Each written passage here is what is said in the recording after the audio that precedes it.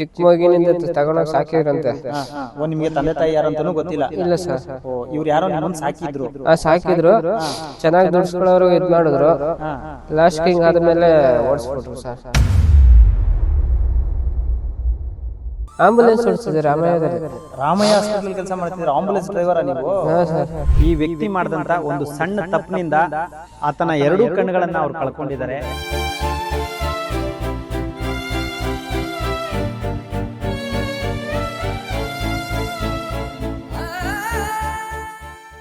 ಈ ಭೂಮಿನ, ಈ ಪ್ರಪಂಚನ ಮತ್ತೆ ನೋಡಕ್ಕಾಗುತ್ತೋ ಇಲ್ವೋ ನನಗಂತೂ ಗೊತ್ತಿಲ್ಲ. ತುಂಬಾ ಕಷ್ಟದಲ್ಲಿದ್ದಾರೆ. ತಿನ್ನೋ ಊಟಕ್ಕೂ ಕೂಡ ಭಿಕ್ಷೆ ಬೇಡುವಂತ ಪರಿಸ್ಥಿತಿ. ಚಂದ್ರಾಪಟ್ಟಣದ ಮಾರ್ಕೆಟ್ ಅಲ್ಲಿ ಸುಮಾರು 25 ದಿನಗಳಿಂದ ಊಟಕ್ಕೆ, ಬಟ್ಟೆಗೆ, ಮಲ್ಗೋಕೆ ತುಂಬಾನೇ ಕಷ್ಟಪಟ್ಟಿದ್ದಾರೆ ಅವರು. ಗ್ಲಾಸ್ ಕೊಡ್ತಾರೆ ಕಣ್ಣಿಗೆ, ಮಕ್ಕಳಿಗೆ ಏನು ಆಗ್ಬಾರ್ದು ಅಂತ. ಅದನ್ನ ಬೇಕು ಅಂತ ಎತ್ಕೊಂಡ್ ಮಡಗಿದ್ರೆ ಏನೋ ಗೊತ್ತಿಲ್ಲ.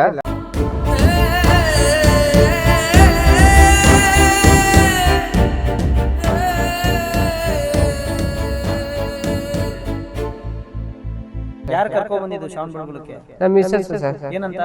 ಇಲ್ಲ, ನಿಮ್ಮ ಸಾಕ್ತವ್ರ ಮನೆಗೆ ಬಿಡ್ತೀನಿ, ನೀನ್ ಅಲ್ಲೇ ಹೋಗ್ಬಿಡು. ಕೈ 150 ರೂಪಾಯಿ ಕೊಟ್ಬಿಟ್ಟು ಅಲ್ಲಿ ಇದ್ ಮಾಡಿದ್ರು ಸರ್. ಬಡ್ಕೊತಾರಲ್ಲ ಅಂದ್ಬಿಟ್ಟು ಕಾರ್ ಗ್ಲಾಸ್ ಕ್ಲೋಸ್ ಮಾಡ್ಕೊಂಡಿದ್ರು ಸರ್. ಉಸಿರಾಡಕ್ ಆಗ್ತಲ್ಲ ಅಂತ ಹೇಳ್ತಾ ಇದೀನಿ.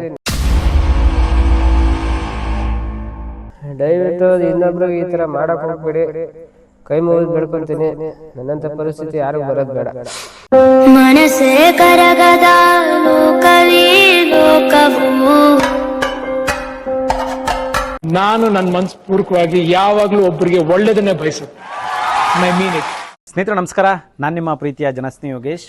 ಮೊದಲನೇದಾಗಿ ಈ ವ್ಯಕ್ತಿ ಮಾಡಿದಂಥ ಒಂದು ಸಣ್ಣ ತಪ್ಪಿನಿಂದ ಆತನ 2 ಕಣ್ಣುಗಳನ್ನು ಅವ್ರು ಕಳ್ಕೊಂಡಿದ್ದಾರೆ. ಆ ತಪ್ಪೇನು ಅಂತ ನಿಮಗೆ ಗೊತ್ತಾಗಬೇಕಾ? ಈ ವಿಡಿಯೋನ ಕೊನೆ ತನಕ ನೋಡಿ. ಅವ್ರನ್ನ ನೋಡಿದ್ರೆ ನಿಜವಾಗ್ಲೂ ನನ್ನ ಮನಸ್ಸಿಗಂತೂ ಭಾಳ ನೋವಾಯಿತು, ಬೇಜಾರಾಯಿತು. ಯಾಕೆ ಅಂತ ಹೇಳಿದ್ರೆ ಕೇವಲ 30 ವರ್ಷ ಅವ್ರದ್ದು. ಮಂಜುನಾಥ್ ಅಂತ ಅವ್ರ ಹೆಸರು. ಚಾಲಕರಾಗಿ ಸೇವೆಯನ್ನು ಸಲ್ಲಿಸ್ತಾ ಇದ್ರಂತೆ. ಆದರೆ ಬೇಜಾರಿನ ಸಂಗತಿ ಏನಂತ ಹೇಳಿದ್ರೆ, ಏನು ತಪ್ಪು ಮಾಡ್ಕೊಂಡ್ರೋ ಲೈಫಲ್ಲಿ ಗೊತ್ತಿಲ್ಲ, ಅವ್ರ 2 ಕಣ್ಣುಗಳು ಸಮೇತ ಸರ್ವನಾಶ ಆಗಿ ಈ ಭೂಮಿನ, ಈ ಪ್ರಪಂಚನ ಮತ್ತೆ ನೋಡೋಕ್ಕಾಗುತ್ತೋ ಇಲ್ವೋ ನನಗಂತೂ ಗೊತ್ತಿಲ್ಲ. ತುಂಬ ಕಷ್ಟದಲ್ಲಿದ್ದಾರೆ. ತಿನ್ನೋ ಊಟಕ್ಕೂ ಕೂಡ ಭಿಕ್ಷೆ ಬೇಡುವಂಥ ಪರಿಸ್ಥಿತಿ ಬಂದು ಒದಗಿದೆ ಅವ್ರಿಗೆ. ಸೊ ಫ್ಯಾಮಿಲಿಯವರೆಲ್ಲ ಇದ್ದರೂ ಕೂಡ ಬೀದಿಗೆ ಬಂದು ಬಿದ್ದಿದ್ದಾರಂತೆ. ಅದು ಯಾಕೆ ಏನು ಅಂತ ನನಗೂ ಗೊತ್ತಿಲ್ಲ. ಮಂಜುನಾಥ್ ಅವ್ರಿಗೆ ಬಂದಿರೋ ದುಸ್ಥಿತಿ ಇವತ್ತು ಯಾರಿಗೂ ಬರೋದು ಬೇಡ. ಸೊ ಈ ವಿಡಿಯೋನ ಕೊನೆ ತನಕ ನೋಡಿ. ಕನಿಷ್ಠ ಪಕ್ಷ ಚಾಲಕರುಗಳಿಗೆ ಈ ವಿಡಿಯೋನ ಶೇರ್ ಮಾಡಿ. ಯಾಕೆ ಅಂತ ಹೇಳಿದ್ರೆ ಜಾಗೃತಿ ಅನ್ನೋದು ಎಷ್ಟು ಮುಖ್ಯ. ಅವರು ಮಾಡುವಂಥ ಕೆಲಸ ಅಂದರೆ ಅವ್ರು ಏನಾದರೂ ಕೆಲಸ ಮಾಡ್ತಾ ಇರಲಿ, ಆ ಕೆಲಸದಲ್ಲಿ ಜವಾಬ್ದಾರಿಯನ್ನು ಕಳ್ಕೊಂಡ್ರೆ ತಮ್ಮ ಜೀವ ಮತ್ತು ಜೀವನ ಎರಡನ್ನೂ ಕೂಡ ಕಳ್ಕೋಬೇಕಾದಂಥ ಪರಿಸ್ಥಿತಿ ಬಂದ್ಬಿಡುತ್ತೆ. ಮಂಜುನಾಥ್ ಅವ್ರಿಗೆ ಇವತ್ತು ಅವ್ರ ಜೀವನನ ಕಳ್ಕೊಂಡು ಬಿಟ್ಟಿದ್ದಾರೆ ಅಂತ ನನಗನ್ನಿಸ್ತಾ ಇದೆ. ಸೊ ಬನ್ನಿ ನೋಡೋಣ ಅವ್ರ ಸ್ಟೋರಿ ಏನು, ಅವ್ರಿಗೆ ಯಾಕೆ, ಅವ್ರಿಗೆ ಏನಾಗಿದೆ ಎಲ್ಲವನ್ನೂ ಕೂಡ ಈ ಸಂಪೂರ್ಣವಾಗಿ ಈ ವಿಡಿಯೋದಲ್ಲಿ ತಿಳಿಸ್ಕೊಡ್ತೀನಿ. ಚಂದ್ರಾಪಟ್ಟಣದ ಮಾರ್ಕೆಟಲ್ಲಿ ಸುಮಾರು 25 ದಿನಗಳಿಂದ ಊಟಕ್ಕೆ, ಬಟ್ಟೆಗೆ, ಮಲ್ಗೋಕೆ ತುಂಬಾ ಕಷ್ಟಪಟ್ಟಿದ್ದಾರೆ ಅವರು. ಸೊ ಎಲ್ಲ ಸಾರ್ವಜನಿಕರು ಅವರನ್ನು ನೋಡಿ ರಕ್ಷಣೆ ಮಾಡಿ ಇಲ್ಲಿ ಕಳಿಸ್ಕೊಟ್ಟಿದ್ದಾರೆ. ಬನ್ನಿ ನೋಡೋಣ ಏನಾಗಿದೆ ಅಂತ.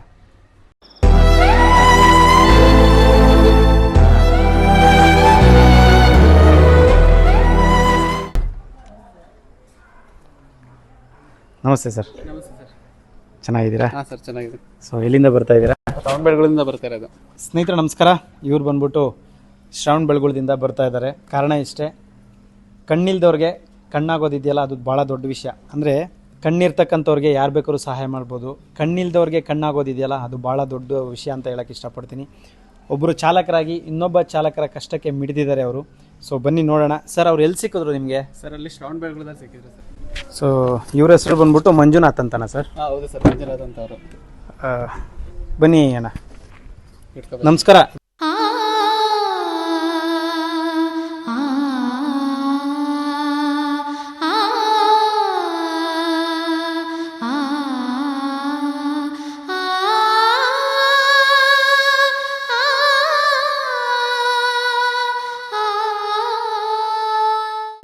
ಸ್ನೇಹಿತರೆ ನಮಸ್ಕಾರ. ಇವ್ರ ಹೆಸರು ಬಂದ್ಬಿಟ್ಟು ಮಂಜುನಾಥ್ ಅಂತ. ಚಾಲಕರಾಗಿ ಸೇವೆ ಸಲ್ಲಿಸ್ತಾ ಇದ್ರಂತೆ. ಇವತ್ತು 2 ಕಣ್ಣುಗಳನ್ನು ಕಳ್ಕೊಂಡಿದ್ದಾರೆ. ಮಾಡಿದಂಥ ಒಂದು ಸಣ್ಣ ತಪ್ಪಿಂದ ಇವತ್ತು ಅವ್ರ ಜೀವನ ಮತ್ತೆ ಒಂದು ಅನಾಥಾಶ್ರಮಕ್ಕೆ ಬಂದು ಸೇರುವಂಥ ಪರಿಸ್ಥಿತಿ ಬಂದು ತಲುಪಿದೆ. ಸರ್ ಇವರು ಎಲ್ಲಿದ್ದರು, ಇಟ್ಕೊಳ್ಳಿ ಸರ್. ಎಲ್ಲಿದ್ರು, ಏನಾಗಿತ್ತು ಅವ್ರ ಪರಿಸ್ಥಿತಿ? ಸರ್ ಇವ್ರನ್ನ ಆಲ್ರೆಡಿ ಒಂದು 22 ದಿನ ಆಗಿತ್ತಂತೆ. ಶ್ರವಣ ಬೆಳಗೊಳ ಸಂತೆಮಳ ಅಂತ ಒಂದು ಊರೈತೆ ಸರ್, ಶ್ರವಣ ಬೆಳಗೊಳದ ಹತ್ರ. ಅಲ್ಲಿ ಅವ್ರ ಹೆಂಡತಿ ಮತ್ತೆ ಮಕ್ಕಳು ಕರ್ಕೊಂಡು ಬಿಟ್ಟೋಗ್ಬಿಟ್ಟಿದ್ದಾರೆ, ಯಾಕೆಂದ್ರೆ ಕಣ್ಣು ಕಾಣಿಸಲ್ಲ ಅಂತ. ಅಲ್ಲಿ ಅಕ್ಕಪಕ್ಕ ಇರೋರೆಲ್ಲ ಇಷ್ಟು ದಿವಸ ಊಟ ತಿಂಡಿ ಎಲ್ಲ ಕೊಟ್ಟು ನೋಡ್ಕೊಂಡಿದ್ದಾರೆ. ನಾನು ಲಾಸ್ಟ್ ಟೈಮ್ ಹೋದಾಗ ನೋಡಿದ್ದೆ ಸರ್, ಅದಕ್ಕೆ ನಿಮಗೆ ಕಾಲ್ ಮಾಡ್ಕೊಂಡು ಕರ್ಕೊಂಡು ಬಂದೆ ಇಲ್ಲಿಗೆ. ಸ್ಟೇಷನ್ ಲೆಟ್ರ್ ಮಾಡಿ ಲೆಟ್ರ್ ಮಾಡಿ ಕರ್ಕೊಂಡು ಬಂದಿರೋದು ಸರ್. ಕಷ್ಟ ಆಗಲಿಲ್ವಾ? ಕಷ್ಟ ಏನಿಲ್ಲ ಸರ್. ಒಂದಿನ ನಾವು ಕೆಲಸ ಮಾಡೋದ್ರಲ್ಲಿ ಒಂದಿನ ಬಿಟ್ಟು ಇಂಥವ್ರು ಕರ್ಕೊಂಡ್ಬಂದು ಇವರು ಚೆನ್ನಾಗಿರ್ತಾರಲ್ಲ ಸರ್ ಇಲ್ಲಿ ಬಂದರೆ. Thank you. ತಮ್ಮ ಹೆಸರು ಗೊತ್ತಾಗಿಲ್ಲ? ರಾಹುಲ್ ಅಂತ ಸರ್. ರಾಹುಲ್ ಅವರೇ, ಧನ್ಯವಾದ. ರಾಹುಲ್ ಅಣ್ಣವ್ರಿಗೆ ಧನ್ಯವಾದ. ಅಣ್ಣವ್ರೆ, ಅಣ್ಣ ನಿಮ್ಮ ಹೆಸರೇನು, ಯಾವ ಊರಿನವ್ರು ನೀವು? ನಮ್ದು ಶ್ರವಣ ಬೆಳಗೊಳ ಸರ್. ಹಾಂ ಶ್ರವಣ ಬೆಳಗೊಳ ಹತ್ರ ನಾಗೇನ್ ಕುಪ್ಲು. ಹಾಂ ಅಲ್ಲಿ ಕೊತ್ತನಕೋಟೆ ಊರು ಅಂತ ಐತೆ, ಆ ರೋಡಲ್ಲಿ ಮನೆ ಐತೆ. ಅಪ್ಪಜನ ಅಂತ ಅಲ್ಲಿ ಇದ್ದಾರೆ ಸರ್. ಹಾಂ ಅವರು ನಾನು ಬೆಂಗಳೂರಲ್ಲಿ ಚಿಕ್ಕ ಮಗಿನಿಂದ ತಗೊಂಡೋಗಿ ಸಾಕಿದ್ರಂತೆ. ಹಾಂ ಹಾಂ. ಓ, ನಿಮಗೆ ತಂದೆ ತಾಯಿ ಯಾರಂತನೂ ಗೊತ್ತಿಲ್ಲ? ಇಲ್ಲ ಸರ್. ಓ, ಇವ್ರು ಯಾರೋ ನಿಮ್ಮನ್ನು ಸಾಕಿದ್ರು? ಸಾಕಿದ್ರು, ಹಾಂ ಚೆನ್ನಾಗಿ ದುಡ್ಸ್ಕೊಳ್ಳೋರು ಇದ್ ಮಾಡಿದ್ರು. ಹಾಂ. ಲಾಸ್ಟ್ ಕಿಂಗ್ ಆದ್ಮೇಲೆ ಓಡಿಸ್ಬಿಟ್ರು ಸರ್. 4.25 ಲಕ್ಷ ಅಮೌಂಟ್ ಕೊಟ್ಟಿದೆ ಸರ್. ಅಯ್ಯಯ್ಯೋ. ಅದು ಟ್ರ್ಯಾಕ್ಟರ್ ಓಡಿಸಿ ಬಿದ್ರಳ್ಳಿ. ಬೆಂಗಳೂರಲ್ಲಿ ಏನು ಕೆಲಸ ಮಾಡ್ತಿದ್ರಿ? ಆಂಬುಲೆನ್ಸ್ ಓಡಿಸಿದೆ ರಾಮಯ್ಯದಲ್ಲಿ. ರಾಮಯ್ಯ ಹಾಸ್ಪಿಟಲ್ ಕೆಲಸ ಮಾಡ್ತಿದ್ರಿ? ಆಂಬುಲೆನ್ಸ್ ಡ್ರೈವರಾ ನೀವು? ಹಾ ಸರ್. ಎಷ್ಟು ವರ್ಷ ಆಯ್ತು ಕೆಲಸ ಬಿಟ್ಟು ಇವಾಗ? ಇವಾಗ ಅದು ಆಂಬುಲೆನ್ಸ್ ಬಿಟ್ಟು 1 ವರ್ಷ ಆಯ್ತು. ಹಾಂ. ಈ ಆಸಡ್ ಗಾಡಿಗೆ ಹೋಗಿ ಇವಾಗ ಒಂದು 3.5 ತಿಂಗಳು ಆಯ್ತು ಸರ್. ನಿಮ್ಮ ಕಣ್ಣು ಹೋಗಿ ಎಷ್ಟು ತಿಂಗಳಾಯ್ತು ಅಥವಾ ಎಷ್ಟು ವರ್ಷ? 3 ತಿಂಗಳು ಆಯ್ತು ಸರ್. 3 ತಿಂಗಳು ಅಷ್ಟೇ ಸರ್. ಎಲ್ಲಿ ಕೆಲಸ ಮಾಡ್ತಿದ್ರಿ? ಇದ್ರ ಹತ್ರ ಸರ್, ಇಸ್ಕನ್ ಹತ್ರ ಕೆಲಸ ಮಾಡ್ತಿದ್ರಿ. ನನಗೆ ಅಲ್ಲಿ ಹೇಗೋಯ್ತು ನಿಮ್ದು? ಹೇಗೆ ಯಾಕಂದ್ರೆ ಈ ವಿಷಯ ನಾನು ಖಂಡಿತ ಹೇಳ್ಬೇಕು. ಯಾಕಂದ್ರೆ ತುಂಬಾ ಜನ ನೆಗ್ಲೆಕ್ಟ್ ಮಾಡ್ತಾರೆ ಕೆಲಸ ಮಾಡುವಾಗ, ಅಥವಾ ಜವಾಬ್ದಾರಿ ಇಲ್ಲದೆ ಕೆಲಸ ಮಾಡ್ತಾರೆ, ಅವ್ರ ಜೀವನನೇ ಹಾಳಾಗೋಗುತ್ತೆ. ಅದರಿಂದ ಅಟ್ಲೀಸ್ಟ್ ನೀವು ಹೇಳೋದ್ರಿಂದ ಎಷ್ಟೋ ಚೆನ್ನಾಗಿ ಚಾಲಕರಿಗೆ ಇದು ಯೂಸ್ ಆಗ್ಬೋದೇನಪ್ಪ ನನಗೆ ಅನ್ಸುತ್ತೆ ಸರ್. ಅದು ಗ್ಲಾಸ್ ಕೊಡ್ತಾರೆ, ಆ ಗ್ಲಾಸು ಅವತ್ತು ಅವ್ರು ಬೇಕು ಅಂತ ಎತ್ಕೊಂಡು ಹೋಗಿದ್ರು ಏನೋ ಗೊತ್ತಿಲ್ಲ. ಮಾಮೂಲಿ ಕ್ಯಾನ್ ಇಳಿಸ್ತೀವಲ್ಲ ಸರ್, ಕ್ಯಾನ್ ಇಳಿಸ್ಬೇಕಾರೆ ಗಾಡಿ ಓಡಿಸ್ತಾ ಇದೀರಿ, ಗ್ಲಾಸ್ ಕೊಡ್ತಾರೆ ಕಣ್ಣಿಗೆ, ಮಕ್ಕಕ್ಕೆ ಏನು ಆಗ್ಬಾರ್ದು ಅಂತ. ಅದನ್ನ ಬೇಕು ಅಂತ ಎತ್ಕೊಂಡ್ ಮಡಗಿದ್ರೆ ಏನೋ ಗೊತ್ತಿಲ್ಲ. ಅದಿಲ್ಲ ಅನ್ಬಿಟ್ಟು ಮಾಮೂಲಿ 4 ಕ್ಯಾನ್ ಅವಲ್ಲ ಅನ್ಬಿಟ್ಟು ಇಳ್ಸಕ್ ಹೋದಾಗ 30 ಲೀಟರ್ ಕ್ಯಾನ್ ಅಲ್ವಾ, ಹಿಂಗ್ ವೆಯ್ಟ್ ಎತ್ತಕ್ ಹೋದಾಗ ಕೆಳಗಡೆ ಜಾರ್ ಬೀಳ್ದೋಯ್ತು. ಜಾರ್ ಬಿದ್ದಾಗ ಹಿಂಗೆ ಇದಾಗೋಯ್ತು ಸರ್. ಇದು ಇಲ್ಲೆಲ್ಲ ಆಗಿದೆ ಸರ್. ಹೌದಾ? ಹಾ, ಹೋಟೆಲೆಲ್ಲ ನೋಡ್ಬೋದಾ? ಬೇಜಾರ ಮಾಡ್ಕೋಬೇಡಿ ಸರ್. ಆ ತರ ಏನಿದು ಸರ್? ಅದೇ ಆಸಿಡರ್ ಇರೋದು ಸರ್. ಇದೆಲ್ಲ ಆಸಿಡ್ ಇರೋದು? ಹಾ ಸ್ವಾಮಿ. ಇಲ್ಲೂ ಹೊಟ್ಟೆಲುವೆ? ಓ ಸ್ವಾಮಿ.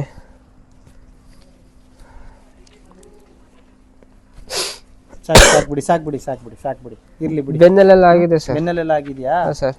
ಈಗ ನಿಮ್ ಕಣ್ಣು ಹೋಯ್ತಲ್ಲ, ನಿಮಗೆ ಮದ್ವೆ ಆಗಿದ್ಯಾ? ಮದ್ವೆ ಆಗಿದೆ ಸರ್, ಒಂದು ಹೆಣ್ಮಗು ಇದೆ. ಹೆಣ್ಮಗು ಇದೆ, ಅದು ಆದ್ರೂ ಇದ್ ಮಾಡ್ಬಿಟ್ರು ಸರ್. ಮನೇಲಿ ಯಾರು ನೋಡ್ಕೊಳ್ತಾ ಇಲ್ವಾ? ಇಲ್ಲ ಸರ್. ಚಂದ್ರಪಟ್ಟಣದಲ್ಲಿ ಎಷ್ಟು ದಿವಸದಿಂದ ಇದ್ದೀರಾ? ಶ್ರವಣ ಬೆಳಗೊಳದಲ್ಲಿ ಎಷ್ಟು ದಿವಸದಿಂದ ಇದ್ದೀರಾ? ಚಿಕ್ಕ ಮಗುವಿನಿಂದ ಸಾಕಿದ್ರು ಸರ್. ಈಗ ಎಷ್ಟು ದಿವಸದಿಂದ ಇದ್ದೀರಾ ಅಲ್ಲಿ? ಈಗ 25 ದಿನ ಆಯ್ತು ಸರ್. ಅಂಗಡಿ ಹತ್ರ 25 ದಿನ ಆಯ್ತು ಸರ್. ಯಾರು ಕರ್ಕೊಂಡ್ ಬಂದಿದ್ದು ಶ್ರವಣ ಬೆಳಗೊಳಕ್ಕೆ? ನಮ್ಮ ಮಿಸ್ಸಸ್ ಸರ್. ಏನಂತ? ಇಲ್ಲ, ನಿಮ್ಮ ಸಾಕ್ತವ್ರ ಮನೆಗೆ ಬಿಡ್ತೀನಿ, ನೀನ್ ಅಲ್ಲೇ ಹೋಗ್ಬಿಡು, ಒಂದ್ ಹೆಣ್ಮಗು ಇದೆ, ಅದೊಂದು ಸಾಕಿ ನಿನ್ನ ಸಾಕಕ್ ಆಗಲ್ಲ, ನೀನ್ ಹೋಗ್ಬಿಡು ಅಂದ್ಬಿಟ್ಟು ಕೈ 150 ರೂಪಾಯಿ ಕೊಟ್ಬಿಟ್ಟು ಅಲ್ಲಿ ಇದ್ ಮಾಡಿದ್ರು ಸರ್. ಇದು ಬಳ್ಕೊತಾನಲ್ಲ ಅನ್ಬಿಟ್ಟು ಕಾರ್ ಗ್ಲಾಸ್ ಕ್ಲೋಸ್ ಮಾಡ್ಕೊಂಡಿದ್ರು ಸರ್. ಉಸಿರಾಡಕ್ ಆಗ್ತಿಲ್ಲ ಅಂತ ಹೇಳ್ತಾ ಇದೀನಿ. ನನಗೆ ಉಸಿರಾಡಕ್ಕೆ ಒಂದ್ ಸ್ವಲ್ಪ ಪ್ರಾಬ್ಲಮ್ ಇತ್ತು ಸರ್, ಹೇಳ್ತಾ ಇದೀನಿ, ಆದ್ರೂ ಇದ್ ಮಾಡಿದ್ರು ಸರ್ ಅವರು. ಈಗ 22 ದಿವಸದಿಂದ ಅಲ್ಲಿ ರೋಡಲ್ಲೇ ಮಲಗ್ತಿದ್ದೀರಾ? ಹ್ಞೂ ಸರ್. ಊಟ ತಿಂಡಿಗೆಲ್ಲ ಒಂದೊಂದ್ ದಿವಸ ಯಾರು ತಂದ್ಕೊಡ್ತಾರೆ, ಒಂದೊಂದ್ ದಿವಸ ಇರಲ್ಲ. ಆ ತರ ಮಾಡ್ತಾರೆ. ಗುಡಿಸ್ಲಾಕೊಂಡಿದ್ದಾರೆ ಅವರು, ಸೇಮ್ ಬಡವರೇ, ಅವರು ಚೆನ್ನಾಗಿ ನೋಡ್ಕೊಂಡವ್ರೆ ಸರ್. ಅವರೇ ಬಂದು ಸ್ನಾನ ಅಲ್ಲ ಸರ್, ಅಟ್ಲೀಸ್ಟ್ ನಿಮ್ಮ ಹೆಂಡತಿಯವರು ಎಲ್ಲ ಟ್ರೀಟ್ಮೆಂಟ್ ಕೊಡಿಸ್ಬೋದಿತ್ತಲ್ಲ, ಏನ್ ತಪ್ಪೇನಿದೆ ಸರ್? ಅವ್ರಿಗೆ ಬೇರೆ ಕಡೆ ಇದೆ ಸರ್. ಅದೆಲ್ಲ ಬೇಡ ಬಿಡಪ್ಪ, ಪರ್ಸನಲ್ ಪ್ರಾಬ್ಲಮ್ ನಮಗೆ ಯಾಕೆ ಅದಕ್ಕೆ ಸರ್. ಅವ್ರಿಗೇನಂತಂದ್ರೆ ದುಡ್ಡು, ಮನ್ಸ ಹೆಂಗಾರ ಹೋಗ್ಬಿಡ್ಲಿ, ದುಡ್ಡು ಬೇಕು ಸರ್ ಅವ್ರಿಗೆ. ದುಡ್ಡಿದ್ರೆ ಚೆನ್ನಾಗಿ ನೋಡ್ಕೊಂತಾರೆ ಎಲ್ಲ. ಅಂದ್ರೆ ನಿಮ್ ಪ್ರಕಾರ ಹೆಂಡತಿ ಮಕ್ಕಳು ಸಂಬಂಧ ಎಲ್ಲ ದುಡ್ಡಿದ್ರೆ ಇರುತ್ತೆ ಅಂತೀರಾ? ಹ್ಞೂ ಸರ್. ಇಲ್ಲಾಂದ್ರೆ ಇಲ್ಲ. ಸ್ನೇಹಿತರೆ, ನೋಡ್ತಾ ಇದ್ದೀರಲ್ಲ, ಮಂಜುನಾಥ್ ಅವರು ಒಂದು ಕಡೆ ಕೆಲಸ ಮಾಡ್ಕೊಂಡಿದ್ರಂತೆ. ಸೊ ಮಾಡುವಂಥ ಕೆಲಸದಲ್ಲಿ ಎಡವಟ್ ಆಗಿ ಸ್ವಲ್ಪ ಯಾಮಾರಿದ್ದಕ್ಕೆ ಕಣ್ಗಳು ಕಂಡ್ಕೊಂಡಿದ್ದಾರೆ. ಇವತ್ತು ಜೀವಮಾನ ಪರ್ಯಂತ ಅವರು ಮತ್ತೆ ಕಣ್ಗಳು ಬರುತ್ತೆ ಅನ್ನೋ ನಿರೀಕ್ಷೆಯಲ್ಲಿ ಅವ್ರಿಲ್ಲ. ಯಾಕಂದರೆ ತುಂಬ ಕಡೆ ಟ್ರೀಟ್ಮೆಂಟ್ ಕೊಡಿಸಿದಾರಂತೆ, ಯಾವುದೇ ರೀತಿ ಮಾಹಿತಿ ಬಂದಿಲ್ಲ. ನೋಡೋಣ, ಪ್ರಯತ್ನ ಮಾಡೋಣ. ಸೊ ಅವ್ರಿಗೆ ಆದಷ್ಟು ಕಣ್ಣು ಚೆನ್ನಾಗಾದರೆ ಎಲ್ಲೋ ಒಂದು ಕಡೆ ದುಡ್ಕೊಂಡು ತಿನ್ಬೋದು. ಇನ್ನೂ 30 ವರ್ಷ ಅಷ್ಟೇ. ಅಣ್ಣ, ಏನು ಹೇಳೋಕ್ಕೆ ಇಷ್ಟಪಡ್ತೀರಾ ನಮ್ಮ ಆಶ್ರಮದ ಬಗ್ಗೆ ಆಗಿರ್ಬೋದು, ಇವ್ರ ಬಗ್ಗೆ? ಏನ್ ಹೇಳೋದು ಅಣ್ಣ ನಿಮ್ಮ ನಾನು ಅದಕ್ಕೆ ಎಲ್ಲ ಆಶ್ರಮನ ಬಿಟ್ಟು ಇಲ್ಲಿಗೆ ಕರ್ಕೊಂಬಂದೆ ಅಣ್ಣ ವಿಡಿಯೋಸ್ ಎಲ್ಲ ನೋಡ್ತಾ ಇದ್ದೆ ನಾನು ಓಕೆ ಟ್ರಸ್ಟ್ ಮಾಡಿ ಕರ್ಕೊಂಬಂದಿದ್ದು ಅಣ್ಣ ಹಂಗಾಗಿ Okay. ಹೌದು. ಈ- ಇಲ್ಲಿ ಬಂದು ತುಂಬಾ ಖುಷಿ ಆಯ್ತು ಅಣ್ಣ ನೋಡಿ ಹಾ. ಎಲ್ಲರೂ ಒಂದೇ ತರ ಇದಾರೆ Okay. ಜಾತಿ ಭೇದ ಭಾವ ಅನ್ನೋದಿಲ್ಲ ನಾನು ನಂದು ಅನ್ನೋದಿಲ್ಲ ಹಾ, ಎಲ್ಲ ಒಂದೇ ತರ ಇದಾರೆ ಅಣ್ಣ ನಿಜವಾಗ್ಲೂ ಕಣ್ಣ ನೀರ್ ಬರುತ್ತೆ ಇಲ್ಲಿ ಇರೋರ್ನೆಲ್ಲ ನೋಡಿದ್ರೆ ಓಕೆ ಎಲ್ಲಾರು ನಾನು ನಂದು ಅನ್ನೋರೆಲ್ಲ ಇಲ್ಲಿ ಒಂದ್ಸಲ ಬಂದು ಹೋದ್ರೆ ಗೊತ್ತಾಗುತ್ತೆ ಅವ್ರಿಗೆ ಅವ್ರ ಕಷ್ಟ ಸುಖ ನನ್ಗೆ ಹೇಳಿದ್ರೆ ಇಲ್ಲಿ ಇನ್ನ ಕೈಯೆಲ್ಲ ಜುಮ್ ಅಂತ ಐತೆ ಅಷ್ಟು ಇಲ್ಲಿ ಬಂದು ಹೋದ್ರೆ ನಿಮ್ಗೆ ಗೊತ್ತಾಗುತ್ತೆ ಎಲ್ಲರಿಗೂ ಗೊತ್ತಾಗುತ್ತೆ ಸರ್ ನಾನು ನಂದು ಅನ್ನೋರಿಗೆಲ್ಲ ಗೊತ್ತಾಗ್ಬಿಡುತ್ತೆ ಇಲ್ಲಿ ಬಂದು ಈಗ ಇವ್ರ ಫ್ಯಾಮಿಲಿ ಅವರು ತಂದು ಬಿಟ್ಬಿಟ್ಟು ಹೋಗಿದ್ದಾರೆ ಅಂತ ಇವ್ರು ಹೇಳ್ತಿದ್ದಾರೆ ಹೌದಾ ನಮಗೆ ಸತ್ಯ ಗೊತ್ತಿಲ್ಲ ಹಾಗಾಗಿ ಸೊ ನಾನೇನು ಹೇಳ್ತೀನಿ ಅಂದರೆ ದಯವಿಟ್ಟು ಈ ವಿಡಿಯೋನ ನಿಮ್ಮ ನಿಮ್ಮ ಫ್ಯಾಮಿಲಿಯವ್ರು ಅಂದರೆ ಈ ಮಂಜುನಾಥ್ ಸರ್ ಅವರ ಫ್ಯಾಮಿಲಿಯವ್ರು ಯಾರಾದರೂ ನೋಡ್ತಾ ಇದ್ದರೆ ದಯವಿಟ್ಟು ಒಂದು ಅರ್ಥ ಮಾಡ್ಕೊಳ್ಳಿ, ಮನುಷ್ಯ ದುಡಿತಾ ಇದ್ದಾನೆ, ದುಡ್ಡು ಬರ್ತಾ ಇದೆ, ಅವನು ಸಹ ನಮಗೆ ಯೂಸ್ ಆಗ್ತಾ ಇದ್ದಾನೆ ಅಂತ ಸಂಪಾದನೆ ಮಾಡ್ತಿದ್ದಾನೆ ಅನ್ನೋ ಕಾರಣಕ್ಕೆ ಚೆನ್ನಾಗಿ ನೋಡ್ಕೊಳ್ಳೋದಾಗಲಿ ಅವ್ರ ಹತ್ರ ಪ್ರೀತಿಯಿಂದ ಇರೋದಾಗಲಿ ಮಾಡೋ ಕೆಲಸ ಬೇಡ. ಸೊ ಇಂಥ ಒಂದು ದುಸ್ಥಿತಿ ಬಂದಾಗ ಮದುವೆ ಆಗೋದು, ಅಣ್ಣ ತಮ್ಮ ಇರೋದು, ಜೊತೆಲಿ ಅಪ್ಪ ಅಮ್ಮ ಇರೋದು ಎಲ್ಲ ಏನಕ್ಕೆ ಅಂದರೆ ಕಷ್ಟ ಸುಖನ ಅರ್ಥ ಮಾಡ್ಕೊಂಡು ಜೊತೆಲಿ ಬಾಳಿ ಬದುಕಲಿ ಅಂತ ಅಷ್ಟೇ.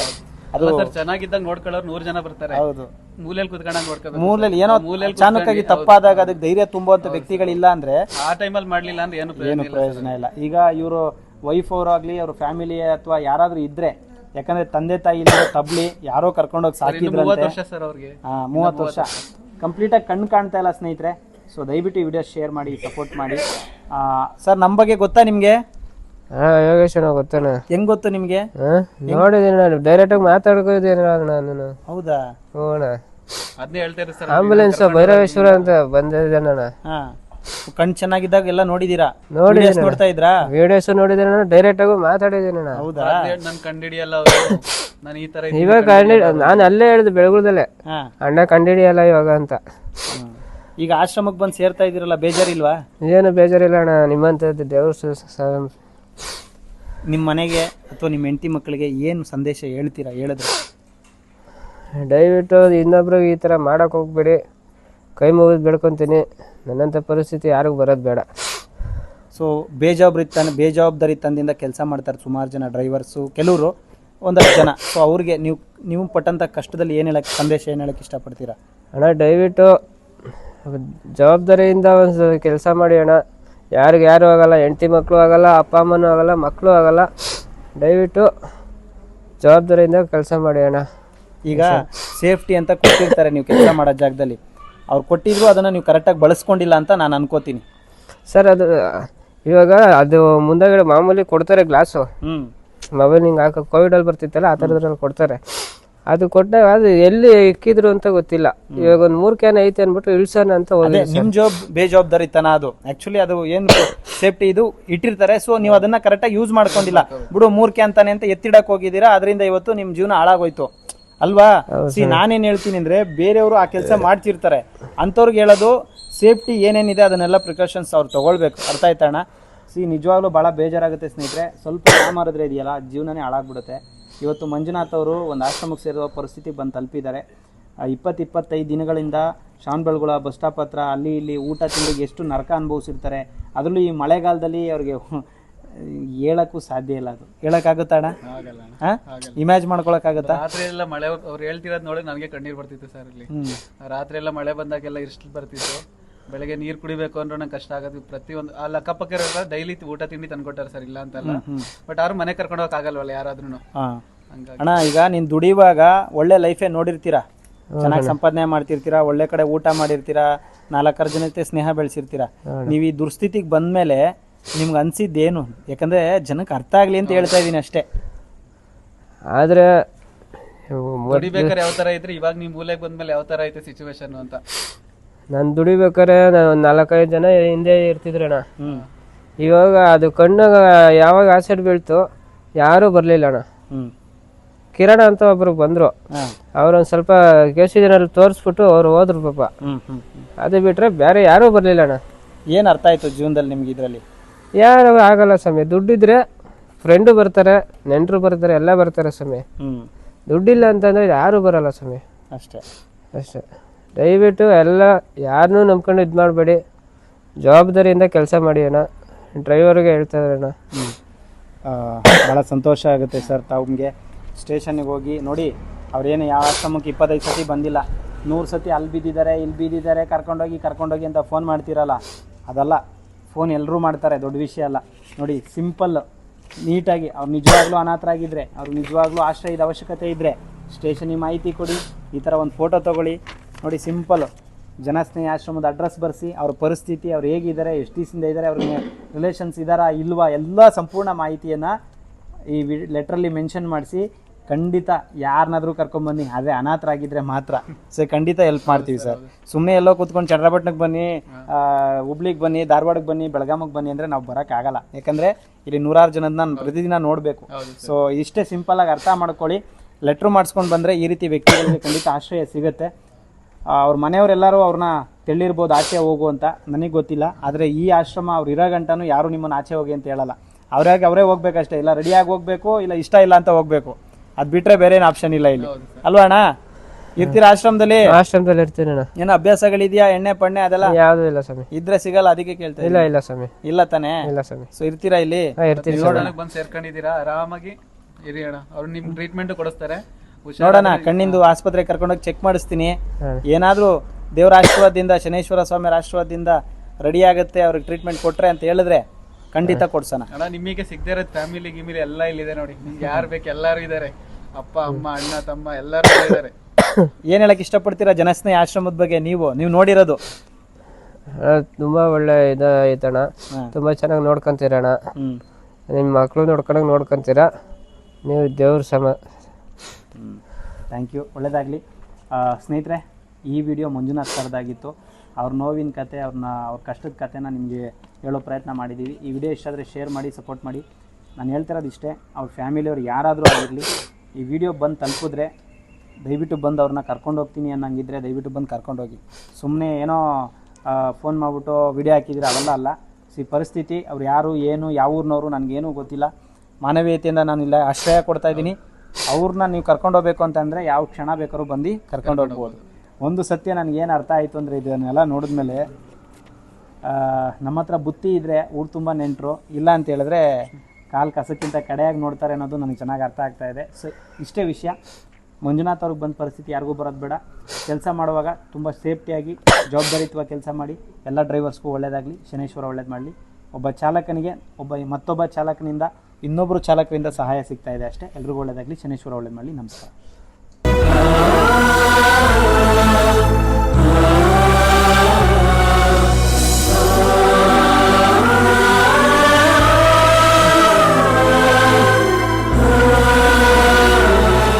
ನಿಮ್ಮ ಕೈಲಾದ ಸಹಾಯವನ್ನು ಮಾಡಿ. ನಮಸ್ಕಾರ. ನಾನು ನನ್ನ ಮನಸ್ಪೂರ್ವಕವಾಗಿ ಯಾವಾಗ್ಲೂ ಒಬ್ಬರಿಗೆ ಒಳ್ಳೇದನ್ನೇ ಬಯಸುತ್ತೆ. I mean it.